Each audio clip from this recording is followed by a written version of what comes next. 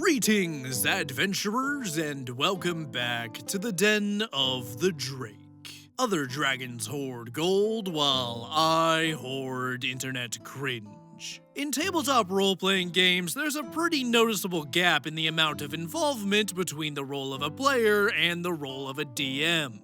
And that's kinda the point. The DM is the person who settles the power scaling of gameplay, how narrative versus combat focused everything is, what character concepts do and don't fit in their world, etc, etc. It's very rare for a player to have any real input on the matters of world building or item/encounter design unless it's explicitly requested by the DM. Now, don't get me wrong, getting the players involved in your world building is probably the #1 way to build player investment. The problem starts when, let's say, enthusiastic players start doing some game design unprompted, which quickly leads to game design improv. And if you've played a Bethesda game that came out in the past decade, you should know how little that actually works. The story I have for you today stars a player who just can't wrap their head around the fact that they aren't the ones with the keys to the world-building car, and takes advantage of their spineless DM to not only buff himself to godhood, but also target other players. Now, without any further delay, let's go ahead and dive right into the horrifying world of r/RPG-horror-stories. Enjoy. This week's story comes to us from Reddit user UltimateChaos233 and is titled, "Another Player Rolls to Determine My Alignment and Backstory, and begs the DM for a magic item to kill me with." Hey everyone. This happened somewhat recently, but was difficult for me to deal with, so I wanted to sit with it before posting about it, even if some of the details are now fuzzy. This is also an active campaign, and while the problem player infuriated me to no end, I think they still had a lot of issues that they needed to work through, and I bear them no ill will. So please don't call them out or harass them or anything if you do know them. I just needed to get this off my chest. This campaign had a large number of players to start, but the most noteworthy ones in this story are myself, Dave, and the DM. I've DM'd more games than I've played. So when an interesting-looking 5e campaign in a homebrew world came up from a newer DM on Discord, I hopped at the chance to join. We had a good amount of time to socialize and work on our characters before our first game. I really wanted to do something unique and interesting, so I played a delusional kobold that thought that they were a dragon. We did some reflavoring but kept things mechanically the same. So for instance, burning hands would come out of my mouth. Everyone seemed pretty chill, but there was one person that was far more active on the server than everyone else. Dave. Dave had some kind of job, we never figured out what this was, where they weren't allowed to be on a computer but could talk and speak out loud. So they would frequently ask people to go on voice chat or do calls with them. I know that we were going to be speaking to everyone once the game started, but as all of my prior experience was in person, it still made me a bit uncomfortable to do a voice call with someone one-on-one. So while I don't mind chatting with them solo, I kept making excuses for not doing a call. Session 1 seemed fine. They did things that kept drawing attention to their character and would push the DM to allow them to do certain things in their background/backstory that didn't make sense in the DM's homebrew setting. Nothing too major, but stuff like, "Oh, it says I could sleep at the guard post in the city as part of my background. I'm a guard in the city and can sleep there and bring some other people, right?" There's not really any organized military/martial presence in this small town. "Well, but it says right here in my background that I can do it." And that sort of repeated until the DM relented. This was the start of a pattern. So after the first session, they messaged me saying, "Hey, I got this great magic item I'll be giving myself before the next session." I was a little confused that they were messaging me instead of the DM, but I figured they were just trying to brainstorm before approaching them. Holy cow, Batman, the description of what this magic item can do was 2 whole pages. I crunched some numbers and quickly realized that this magic item was not only capable of keeping the whole party consistently healed, it could one-shot a Tarrasque. I was a bit flabbergasted and pointed out that this was capable of killing, as a bonus action, the highest published CR monster in the game. And they responded with, Yeah, I know, but that was one of the things I wanted to do when I built it. Some brief background on the DM's world and the campaign. This was a very low magic setting and we all started at level 3. In terms of magic items, we've so far come across cantrip spell scrolls, a coin of delving, and a cloak of billowing. Still, I figured that they were maybe just unfamiliar or awkward, and they were so eager. So I tried to help them. I thought about what they wanted to do conceptually with their item, and created something that had some level-based scaling and was fairly effective, but far more balanced and in line with what someone might have at level 3 in a campaign, and figured with DM approval and maybe some sort of quest, it could be acquirable. I told them that their idea was pretty overpowered, especially for level 3, and suggested a more balanced item to them. The description only took 1 paragraph. They responded that the item was totally useless, and I didn't hear about it until the next session. This is where things went totally off the hook. Since the DM allowed him to be a guard and bunk with a couple of other party members there, he used this as a quest hook. The head of the guards gave him a quest, and he went to go wake up the other party members who stayed with him. Half of us had stayed behind at an inn. The group wanted to do some downtime / shopping / socializing this session, so they were off to the market. The DM asked them, "Are you going straight there or going to the inn first to get the rest of your party?" "No, we're gonna go straight there." "Are you sure? The rest of the party is still there." "Yes, we're gonna go to the market, thank you." They bought a Gust spell scroll, but didn't realize that as a fighter they weren't able to use it. He then went to a blacksmith and asked them to make a set of tonfa. It didn't really make sense in the setting for the blacksmith to have any idea what they were referring to.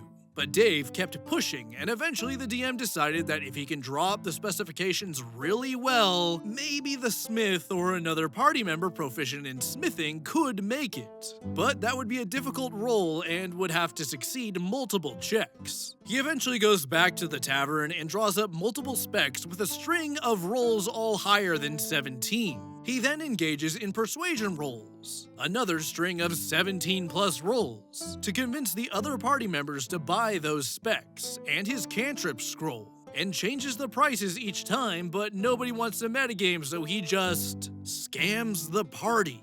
This takes hours. Some people got chances to interact and play D&D, but the camera was always following them, so to speak. After a skill challenge and an immense amount of 17 plus rolls on Dave's end, they get their tonfa. They proceed to tell everyone all about the qualities and stats of the weapon. It winds up being this wish list of weapon traits, bonus damage dice, and bonus AC. The DM tries to stop him and tells him that he needs to figure out what his stats and properties are. But Dave insists that he already had this conversation with the DM, and that they told him that this weapon could have all these properties, and that he should just stand by his previous conversation.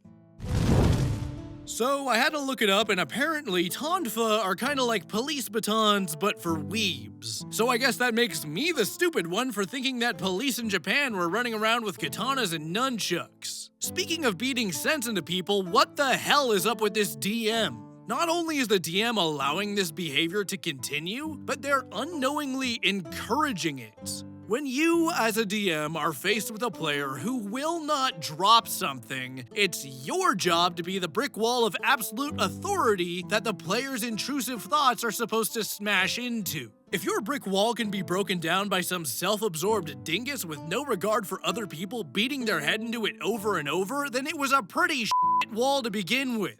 I don't think that the DM is maliciously trying to go after other players or anything, but come on. There's 2 things that the DM is doing wrong here. The first is spending all this time focusing on just one player's shenanigans. It's like DM 101 that you do not split the party, and if you do, you need to make sure that screen time is split between everyone at the table. Nothing sucks more than looking forward to your weekly D&D game after a long week at your shitty sales job, only to watch your buddy roleplay being sold a sword for 3 hours. The second thing that the DM is doing wrong is negotiating forever and then eventually giving in to Dave's demands. There's a reason why Dave thinks he can design an item that can one-shot the Tarrasque as a bonus action. It's because he's a total jackass, but also because he's been taught that being a total jackass is how he gets what he wants. Giving in to Dave's tomfuckery after hours of negotiation only serves to waste everyone's time. You could have just said, okay, Dave, you can have your weeb stick from the very beginning, and you would have gotten a better outcome because you didn't waste hours of everyone's time even humoring the guy.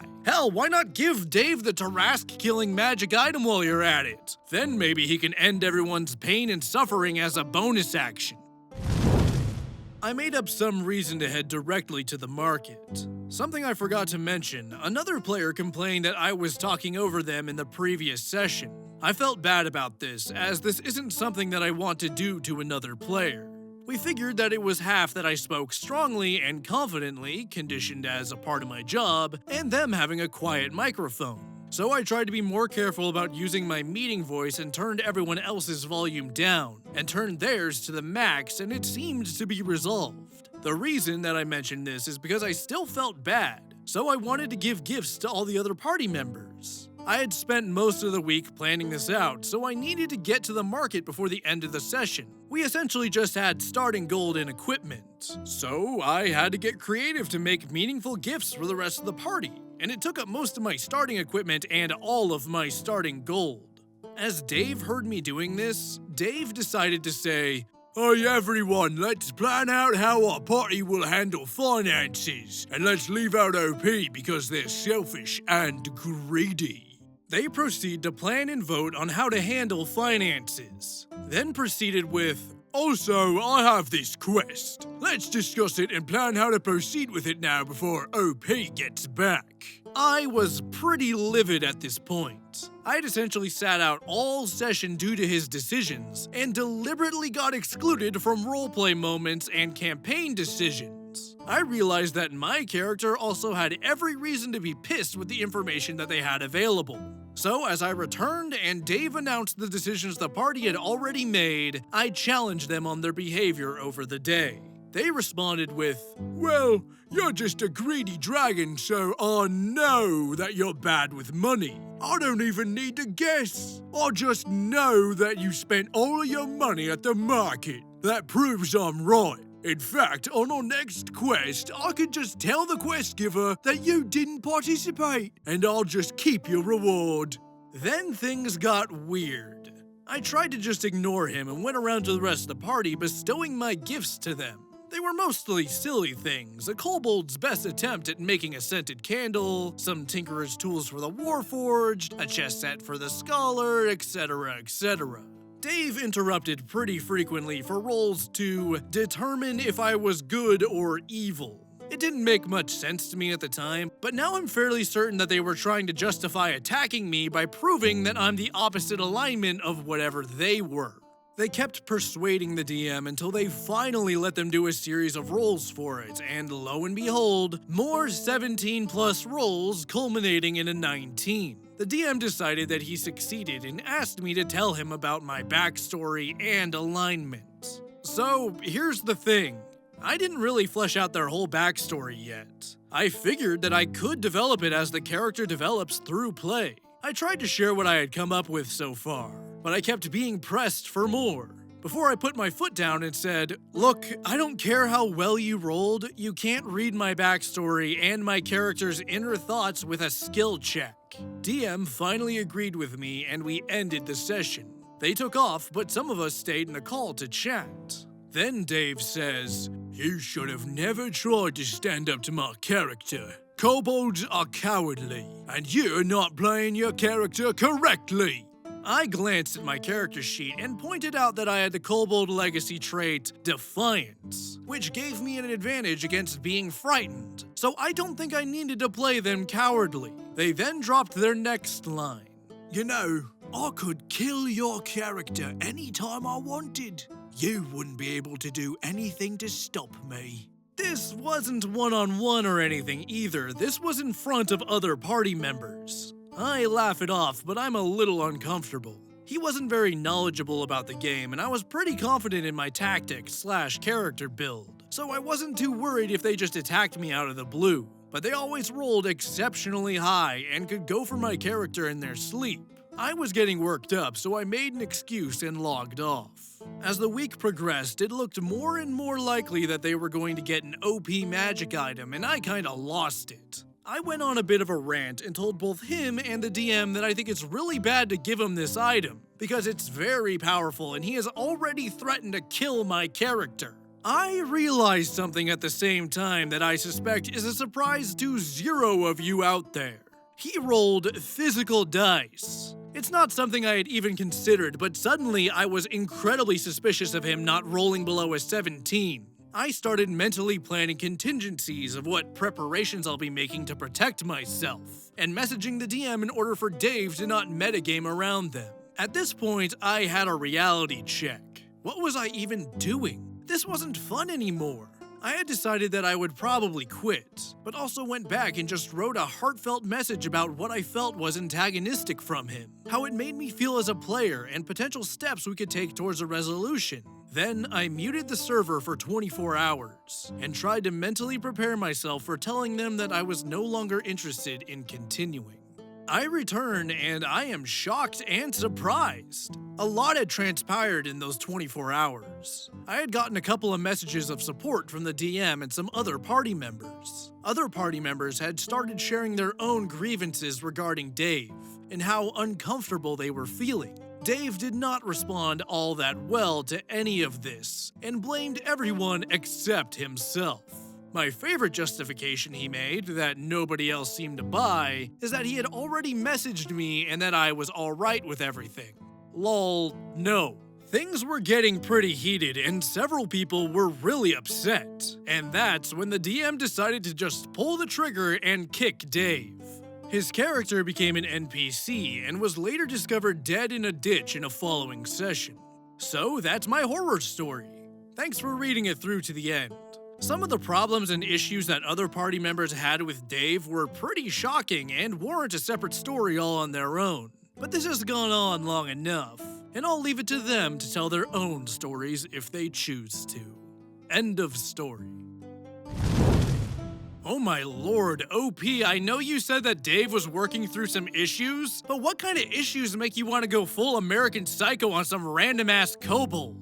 I mean, I get it, kobolds were created solely to be bullied by literally everyone and everything, but if a kobold is being controlled by another player, you should at least give him a bit of a head start first. Okay, making fun of the Scalies aside, Dave was toxic in every definition of the word. At first I thought, hey, maybe this is a new player that's just a bit over-enthusiastic about playing the game. That would make more sense after all. But as things went on and the DM started letting him get away with more and more stuff, it was pretty easy to see Dave's true colors. While I'm in no way excusing Dave's behavior here, a lot of this could have easily been curbed by the actions of the DM.